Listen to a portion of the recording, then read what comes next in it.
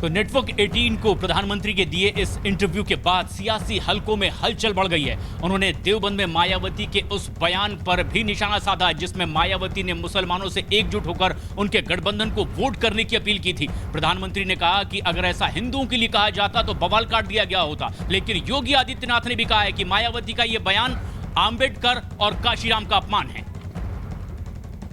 News 18 को दिए प्रधानमंत्री के इंटरव्यू से सियासी हलकों में हलचल मच गई है। सहारनपुर में बीएसपी अध्यक्ष मायावती के मुस्लिम वोटों पर दिए बयान पर पीएम के जवाब के बाद यूपी के सीएम योगी ने मायावती पर निशाना साधा है। न्यूज 18 से एक्सक्लूसिव बातचीत में सीएम योगी ने मायावती के भाषण को आंबेडकर और काशीराम का अपमान बताया है। बाबा साहब डॉक्टर भीमराव अंबेडकर का, जिन्होंने कहा था कि मैं भारत की सनातन चेतना का हिस्सा हूं, मैं भारत का विभाजन हरकत स्वीकार नहीं करूंगा। दलित समाज के लिए आवाज यहीं पर रहकर के उन्होंने की। आज जिनके कारण दलितों को सम्मान मिल रहा है, हर एक जगह उनके लिए स्थान है। आज बाबा साहब भीमराव अंबेडकर देश के अंदर भारत रत्न बनते हैं और हर जवान पर उनके प्रति सम्मान का भाव पैदा होता है। सुश्री मायावती जी का सहारनपुर का भाषण विशुद्ध रूप से मान्यवर कांसी राम जी का अपमान और बाबा साहब भीमराव अंबेडकर जी का अपमान और जोगेंद्रनाथ मंडल की तर्ज पर आगे बढ़ने की हिस्सा है। और मुझे लगता है भगवान करे इनको सद्बुद्धि दें। इससे पहले न्यूज 18 को दिए सबसे बड़े इंटरव्यू में पीएम मोदी ने बीएसपी प्रमुख मायावती पर बड़ा हमला बोला। पीएम ने मुस्लिम मतदाताओं पर दिए मायावती के बयान पर धर्मनिरपेक्षता का झंडा बुलंद करने वालों की चुप्पी पर भी निशाना साधा। मायावती जी ने ओपनली मुस्लिम्स को मुस्लिम से वोट मांगे, कहा कि सिर्फ गठबंधन को वोट दीजिएगा, वोट बंटना नहीं चाहिए। उसके रहते वो इसी की नजर में भी आ गए। ऐसे बयानों को आप कैसे देखते हैं? लगातार पराजय के कारण हताश हुई मायावती जी इस प्रकार की बात कहे, इसे मैं बहुत स्वाभाविक मानता हूँ। मुसलमानों को स्पेशल वोट करने के लिए अपील करे वगैरह, एक तो ये इलेक्शन कमीशन का विषय है किसको करना है, लेकिन मुझे चिंता मायावती की कम है, क्योंकि अब वो डूबती हुई दी नैया है, बचने के लिए मुसलमानों को सहारा ढूंढती हो। मैं उनकी मुसीबत समझ सकता हूँ। मेरी चिंता देश के सेक्युलर का झंडा लेकर के घूमने वाले 24 घंटे से उनके मुंह पर ताला क्यों लग गया है। अगर ऐसी बात किसी ने हिंदू समाज के लिए बोल दी होती तो ये कितनी उठापटक करते, कितने अवार्ड वापसी वाले निकल आते, कितने सिग्नेचर वाले निकल आते। ये जमात चुप क्यों है? देश के लिए चिंता का विषय है ये जमात। और आपसे भी मेरा आग्रह है कि ऐसी जमात को अब एक्सपोज करने की जरूरत है कि इस प्रकार की सिलेक्टिव क्यों है। क्या इससे उनके सेकुलरिज्म को कोई चोट नहीं पहुंची? क्या ये उनके सेकुलरिज्म को बढ़ावा देने वाली चीज थी? क्या इनके सेकुलरिज्म को ताकत? इसलिए सबसे बड़ा खतरा ये नकाबी लोग हैं ना, उनका है। मायावती की तो मजबूरी है, कैसे भी करके बचना है तो वोट मांगने के लिए इधर उधर कोशिश करती रहेगी। यूपी के मुख्यमंत्री योगी आदित्यनाथ ने विपक्ष के बनते बिगड़ते गठबंधन पर निशाना साधते हुए कहा कि नरेंद्र मोदी तो एनडीए के सर्वमान्य नेता हैं, लेकिन विपक्ष में पीएम पद को लेकर कोई सहमति नहीं है। न्यूज 18 से एक्सक्लूसिव बातचीत में सीएम योगी ने कहा कि आम लोग लोकसभा चुनाव में उम्मीदवार को नहीं बल्कि पीएम मोदी की तरफ देख रहे हैं। ये देश का चुनाव है, ये किसी एक संसदीय क्षेत्र, किसी एक राज्य का नहीं चुनाव है। देश के प्रधानमंत्री पद का चुनाव अल्टीमेटली होना है। स्वाभाविक रूप से हर व्यक्ति इस बात को देखता है कि हर एक दल या गठबंधन में कौन नेता है। भारतीय जनता पार्टी के पास भी, भारतीय जनता पार्टी का जो गठबंधन है एनडीए के रूप में, इसके सर्वमान्य नेता के रूप में श्री नरेंद्र मोदी जी हैं। कांग्रेस पार्टी का कौन नेता है? कौन कांग्रेस पार्टी के प्रधानमंत्री पद का प्रत्याशी होगा? कांग्रेस ने अब तक साफ नहीं किया।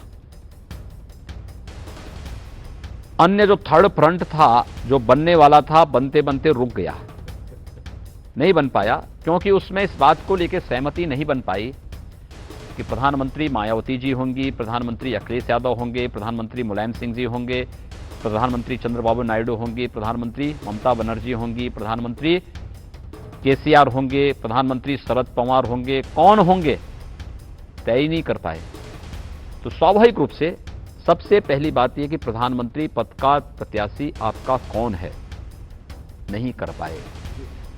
दूसरा, इन सब की कार्य पद्धति को जनता भली भांति जानती है। किसी को राज्य में, किसी को देश में सेवा करने का अवसर प्राप्त हुआ। भारतीय जनता पार्टी मोदी जी के नेतृत्व में, मोदी जी के मुख्यमंत्री कार्यकाल के दौरान लगभग 15 वर्षों तक गुजरात के अंदर उन्होंने सेवा की। एक दाग उनके ऊपर नहीं, कोई आरोप उनके ऊपर नहीं।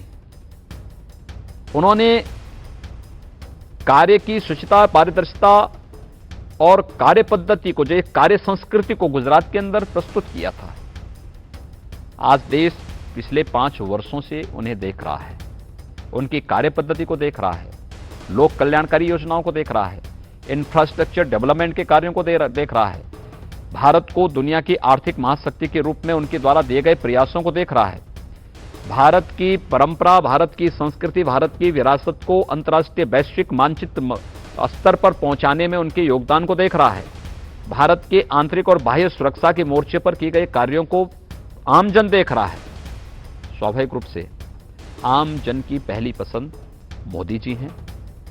जनता प्रधानमंत्री तो चुनना चाहती है, अब उनके लिए कैंडिडेट मायने नहीं रख रहा है, उन्हें प्रधानमंत्री के रूप में मोदी जी दिखाई दे रहा है और इसलिए वह प्रत्याशी को गौण करते हुए प्रधानमंत्री के रूप में मोदी जी का चयन करने के लिए कमल चुनाव चिन्ह पर या भारतीय जनता पार्टी के सहयोगियों के चुनाव चिन्ह पर वह अपना सहयोग देना चाहता है।